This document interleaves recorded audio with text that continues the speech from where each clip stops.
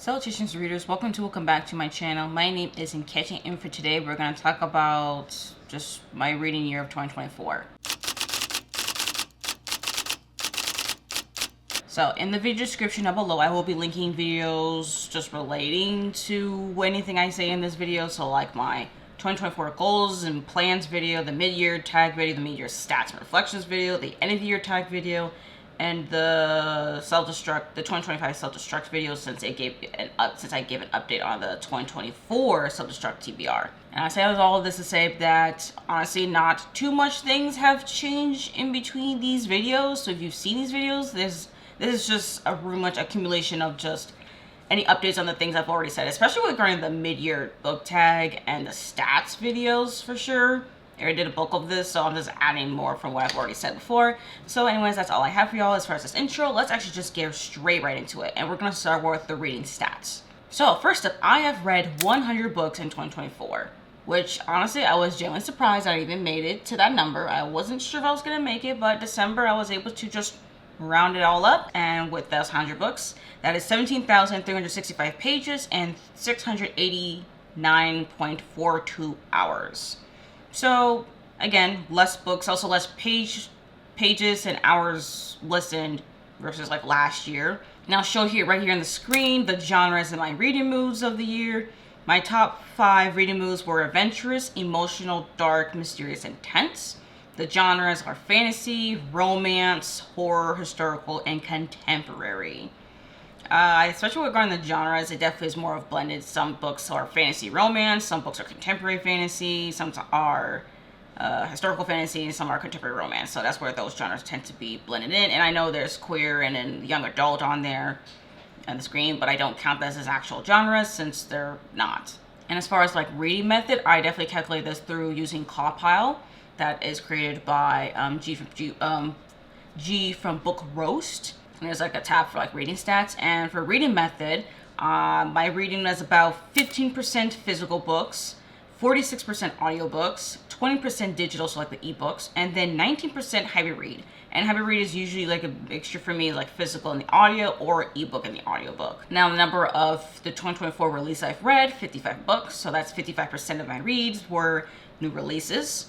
Number of series completed, I have finished reading 6 series in 2024, which is pretty good, not gonna lie. And then my average reading was 3.84, which is definitely lower than previous years. And I'm not really happy about how the number continues to get lower and lower, but I am so glad that it's still an average reading that I'm still happy with. I'm just gonna make sure, at least in 2025, not to get it lower than this. But that's it though, as far as the reading stats for at least the books I finished reading. Now let's talk a little bit quickly about the books I did not finish reading. So yes, let's talk about my DNFs. So I will also show a picture right here on the screen of my 2024 DNFs Wrapped.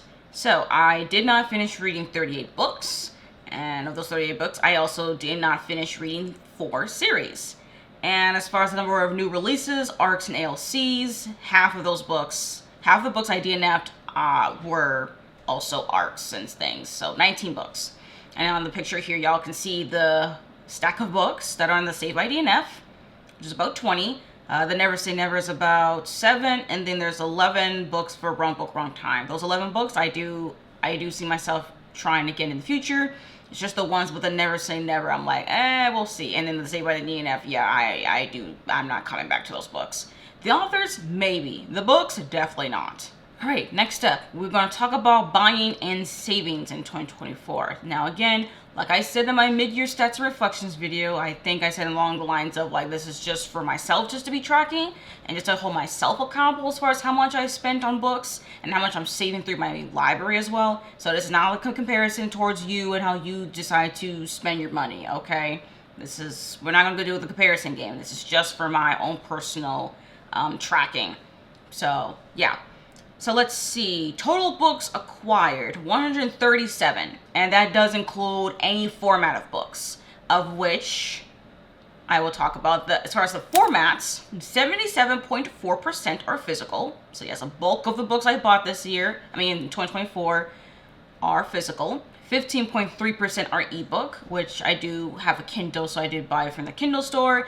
And then 7.3% are audiobooks. So that's pretty much books that I bought through Libro.fm. And the total acquisition cost is $1,682.17, which is a lot.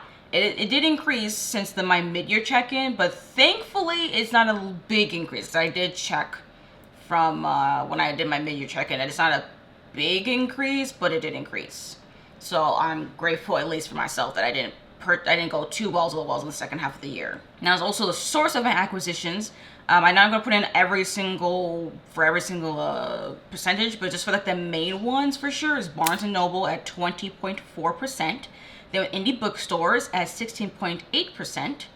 Hopefully, maybe in 2025, we could maybe switch it out a little bit. Maybe a little bit more indie bookstore than Barnes & Noble. We shall see. Then Kindle at 15.3%, which makes sense. That's where I got all my ebooks. And then Pango at 13.9%. And that definitely helped, I think, with the later half of the year for sure. Bought a little bit more books through Pango. Even the first half of the year as well. Now let's get to my library stuff. So total books I have borrowed through my library, which also includes all of formats. So physical, audiobook, ebook. Even when I re-borrowed the copy again, I count that as well. And that is 175 books. And as far as formats, 48.9% are audiobooks, which makes sense. I do use Libby a lot. And then physical at 33.5%. Then ebook at 17.6%. And I've saved about $4,025.91 through my library. And I will show a picture right here with the graphs as far as like the hauls and things from books bought for myself and that I borrowed from my library. And I do indeed have the net total shown on screen with a positive $2,343.74, which is definitely really good. I'm really glad that net total has definitely increased. For sure, because I definitely borrowed a lot more books during the second half of the year, for sure. And then as you could tell from the graph for bought books, the number of books I've hauled definitely decreased in the second half. So, which makes sense. I definitely did buy a lot of books in the first half because of my birthday. So, yeah. And also Independent Bookstore Day. So, yeah. So it makes sense that the second half of the year I slowed down a bit. Now, the next section here is going to talk about my 2024 goals, challenges, and TBR. I'm really just going to go over this stuff really, really quickly, since honestly, it did not really change since my mid-year stats and reflections video. I still continued to thoroughly track my reading habits and all the things, especially like y'all already saw with my stats. Did not read any Shakespearean plays, none. Didn't read a single classic. I already read 4 completed series. I did manage to read 4 nonfiction works. I actually managed to read 5 in 2024. Did not read any translated fiction. I did explore more self-published works and explored romance, mystery, and horror. More so romance and horror, less so mystery, but I still explore those genres regardless. So reading goals, it's not much really to say. It's not much different there. Reading challenges. I participated in Winterween, Blackathon, Asian Readathon, Terror Readathon, Full Moon Readathon, Blackoween. I participated in all 6 of these reading challenges. I wasn't fully successful in all of them. Mixture, you know. I did try to do Buzzwordathon. I was not very successful with Buzzwordathon, unfortunately. Attempt was made, but not fully there. 6 Friends for 6 Friends. The attempt was made. Not even close on that one.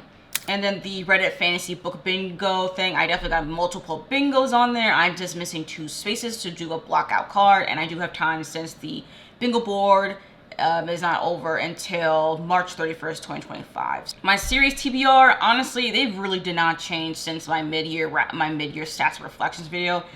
I did not get to the Ebo trilogy. I did not read the Dandelion Dynasty. I didn't even start it. I did finish Rick and Rose already in the first half of the year. I did not finish reading the War Girls duology, unfortunately. Did not read the Strange Dreamer duology either, and I've only reread the first book in the Greenbone Cycle, Jade City. I did not reread Jade War, Jade Legacy, so that didn't happen either. But I do still plan, though, on rereading the rest of the Greenbone Saga. I still want to finish reading the War Girls duology, so I need to read Rebel Sisters.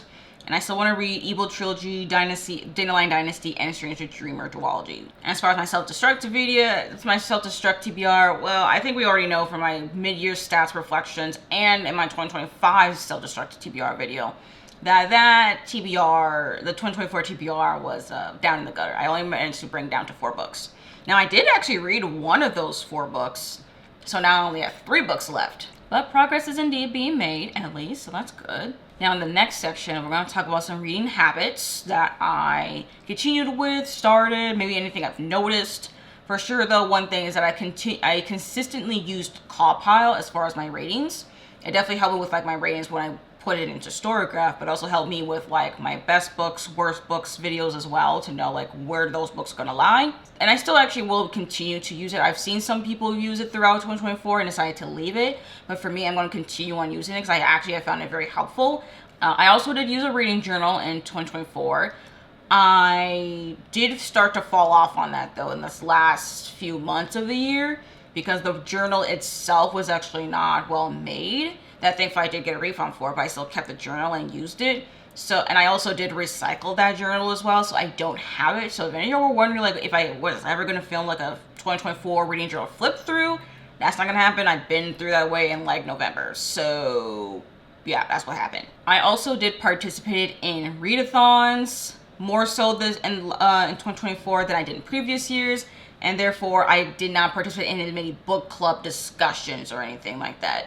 I don't know what's with me regarding book clubs, but I just been finding myself that I find books I either really loved or books I really hated through book club picks. For some reason, it's like I either really enjoyed them and really loved them, or I just hated them. And I noticed that in like 2022 and 2023. So I'm like, you know what? I don't know how I'm gonna feel about doing book club stuff, because I'm just like, it's one or the other. It's never like right here, you know? It's like always the extreme. So I'm just like, But with readathons though, it definitely broadens my horizon though as far as books I could be interested in. So I definitely see myself participating in readathons still. We'll see about the success of all that, but still participate in them. I'll still keep my eye out though for some pretty good book clubs and like some picks and stuff. And also, I didn't really reread many books either, which is a little disappointing. And due to the fact that I haven't been rereading as much, I also wasn't annotating books as much. I think the only times I was really annotating were like my dedicated reading vlogs, when I reread Jade City. Yeah, that's it actually. I think that's the only times I actually ever annotated books, which also has definitely decreased in previous years as well. I want to get back into my annotating game now. I still have some annotating supplies I still need to use, so we need to get back on that. Another thing, my interest in romance has definitely increased. I mean, like y'all already saw as far as the top 5 genres that romance was up there. Sure, it was like blended with like other things like fantasy romance or contemporary romance, but like the fact is that I've been interested in more romance more than ever.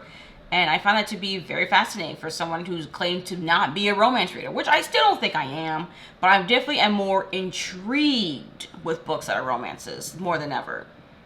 So, am I ever going to call myself a romance reader? Let's pump the brakes on that one. But I'm keeping my eye out on some romance books out there, you know? And then one thing for sure, though, a big reading habit, though, that really changed the game for me is to take my Kindle with me when I go to bed. Like, before I actually really fall asleep, I'll just take my Kindle with me and just read for a little bit if I feel inclined to.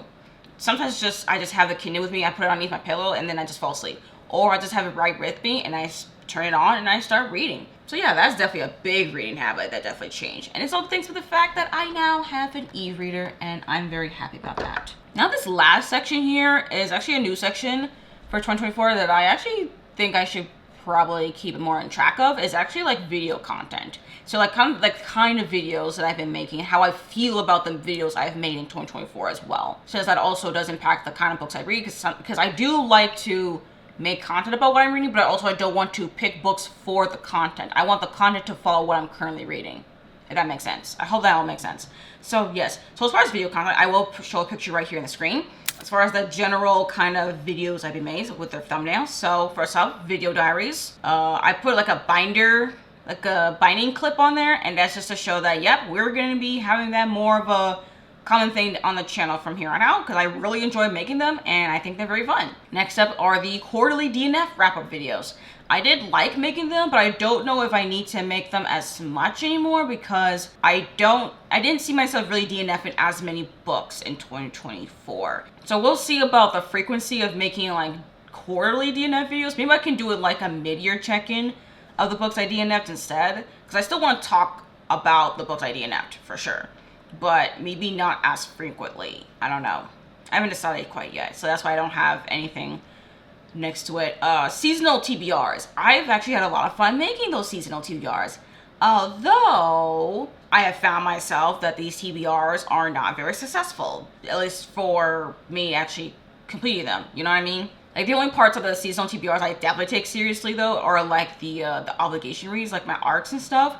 But things are like maybe ideas for content or some other priority reads. Do I end up getting to those books in those months? No, I don't, honestly. So I'm just kind of like, is it necessary for me to be filming these seasonal TBR videos? I mean, I like making them. I just have to figure out a different way to go about them, I think. So I haven't fully decided on what to go with those videos yet.